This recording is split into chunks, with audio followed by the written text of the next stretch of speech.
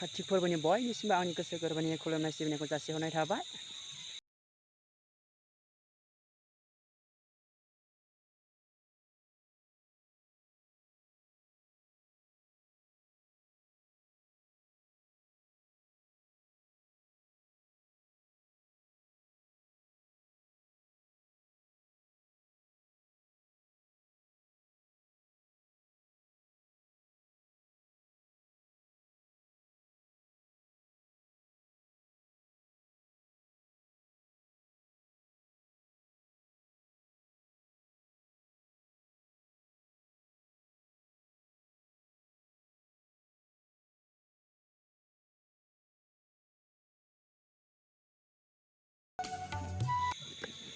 दिनैखाय happy खाथि गासा फोरबो।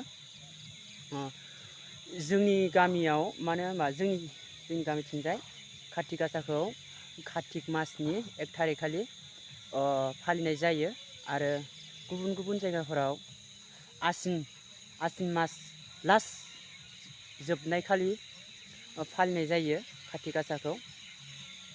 दहायनो सानाव जोंना न'खरनि गारजेना दुगैस्रां लोबस्रां जेनेबा माइखौ गिदिंखांजोब्बाय, गनसायाव थाव गुबै फुननानै माइखौ बिलिरस्रांलांजोब्बाय गासिबो।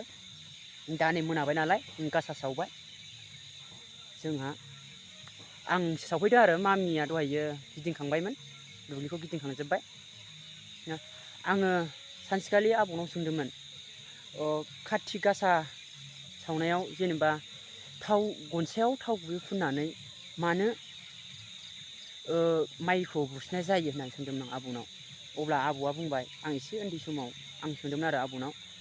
आबौआ बुंबाय, अब्ला बे हाजों थाव फुननानै बुस्रिनाया जाहैबाय जेब्लानाखि माइआ मोजाङै स्र' स्र' ओंखारथों होननानै बेयो थाव गुबै फुननानै बुस्रिनाय जायो होननानै आबौआ खोन्थादोंमोन आरो।